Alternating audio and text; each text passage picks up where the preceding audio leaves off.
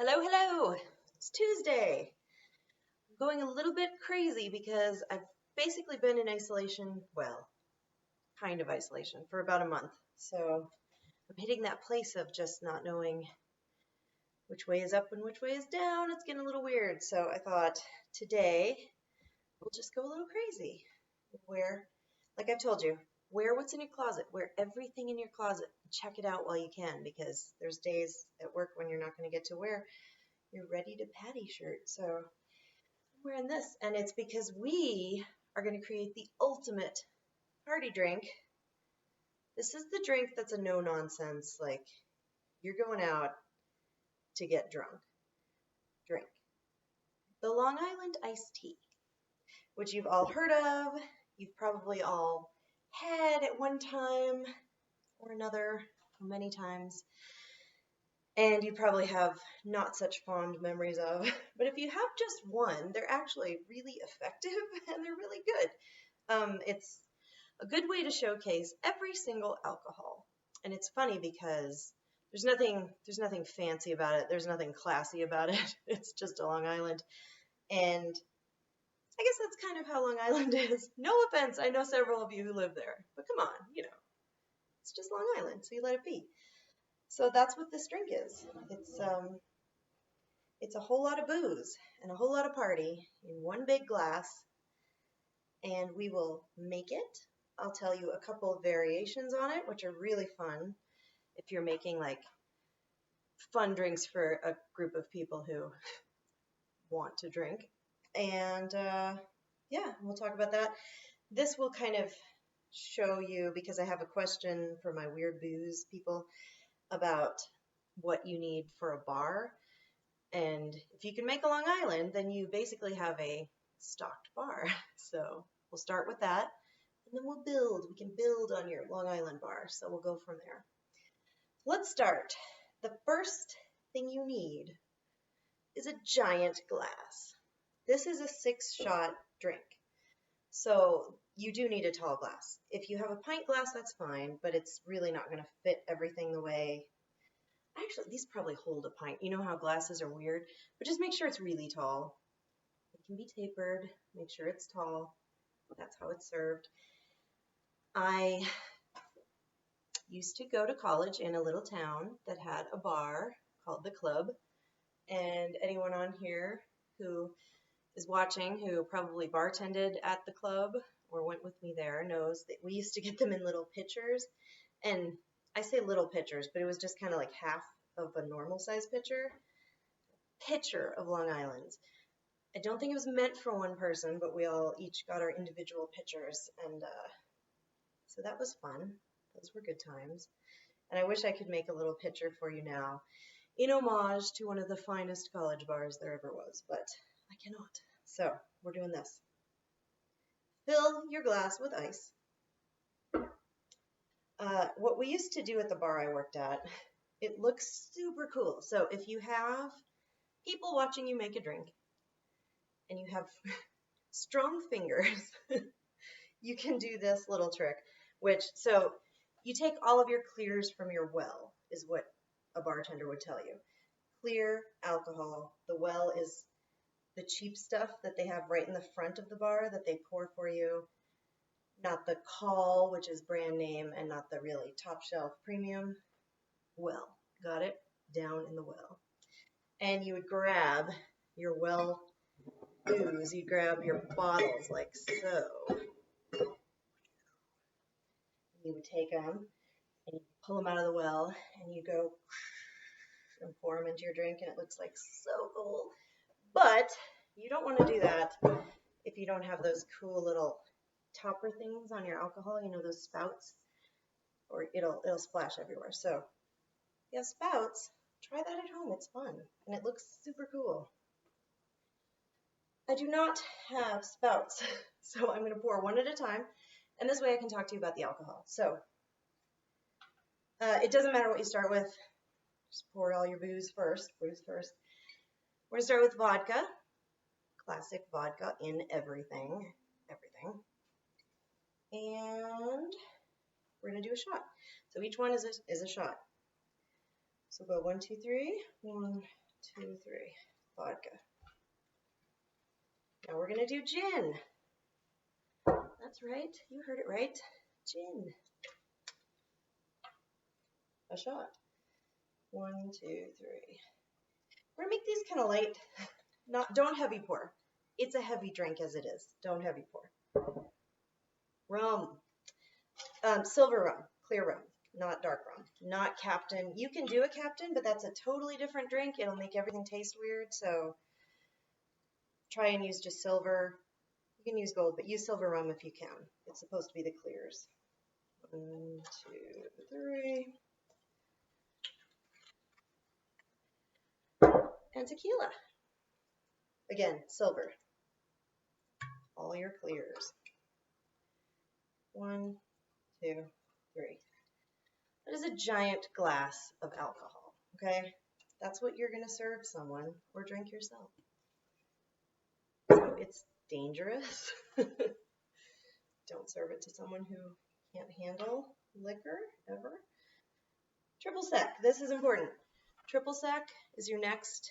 It's still booze, but it's a clear.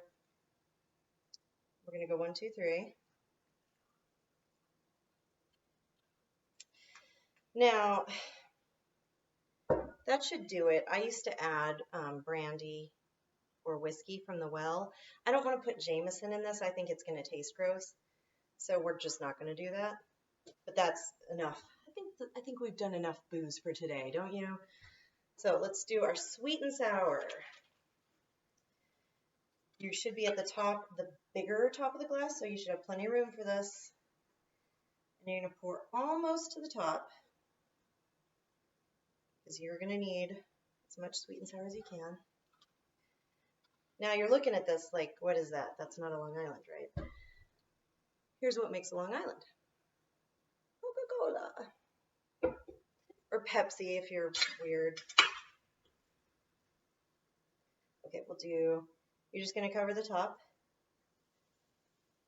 Come up to the top. Okay. So as you see, it starts to sink down and make a tea color. Now, the reason I have this glass is because that doesn't look right, does it? When you layer all these booze, pretty much you can stick a straw in there right now and be miserable. You're going to basically suck up a bunch of vodka. It's not going to taste good. It's not a shaker drink. You're not going to be looking all cool. So the best way to do this is to pour it into another glass. So I'm going to put my towel down just because it's going to be a mess. And you just carefully, with all that ice, pour it in. There you go. That looks like tea, doesn't it? I would like it a little darker. So put a little more Coke. Boy, that is a smell, isn't it? Wow. That is a lot of alcohol. So you get that tea color down in there. Make sure you have it the color you want. See that though? That's pretty good, huh? Oh God, and it tastes, the shocking thing about a Long Island iced tea is you just saw all the booze we put in and it tastes like iced tea. It does not taste like it's going to knock you on your butt, which it is. So that's a sign of a good drink and a dangerous drink. And that's probably the epitome right here of good, dangerous drinks. I used to, at the bar where we made these, we had one of our like really popular basketball coaches bring his secretaries in every year for tea. He'd take them out for the ladies' tea, and he'd bring them into our bar, and they'd all order Long Islands. It was super cute because they were little old ladies, and it was nice. And he was an awesome coach. So that's your Long Island. If we want to do variations, which we do, you take all your clears. That's always your start, right? So your rum, tequila, gin, vodka. Pop them in your glass. Instead of the triple sec, which is orange, you'll do Midori, which is melon green liqueur. Then you'll do sweet and sour, and you'll top with Sprite because you don't want a Coke color. That is a Tokyo tea. which is really good. That's very refreshing. There's a cranberry one, which is a Boston tea, which there should be much cooler variations on that because, you know, Boston tea, come on. But it really is just the clears, still triple sec, cranberry juice instead of sweet and sour, top of Sprite, Boston tea. And then a Georgia, I think it's just called a Georgia peach, but it's a Georgia tea, which is also clears instead of triple sec, peach schnapps. And then you do sweet and sour Sprite. So those are super fun party drinks. They are not for the weak.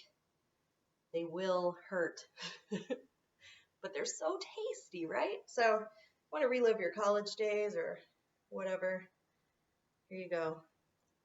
Island iced tea. So that brings me, let me garnish this too because I cut a little orange so it looks pretty. There. So I'll sip on this and we'll talk about what to do for a bar because my friend Al asked me, what do you need for a good bar?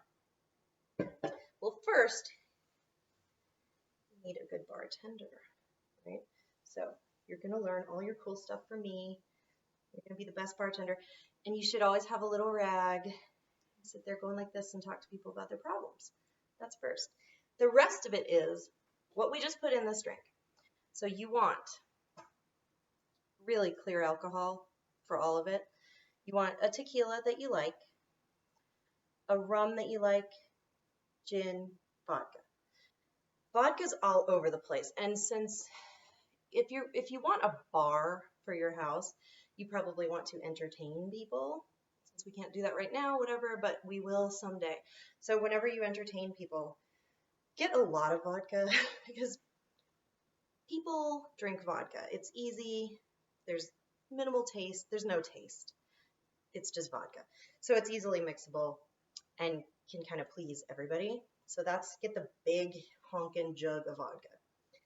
Get a regular, nice tequila because sometimes people want shots and you don't want gross, low-end tequila. Get a nice tequila. Rum is easy. You don't have to get expensive rum. Expensive rum actually doesn't taste any better, I'll be honest with you. I think it all tastes the same, but there's spiced rums. You can get Captain if you'd like. But regular rum, probably the best one, easiest, Bacardi.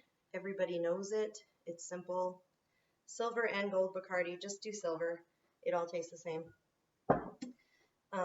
But silver mixes better with everything, so that's why you usually go with silver. And then gin,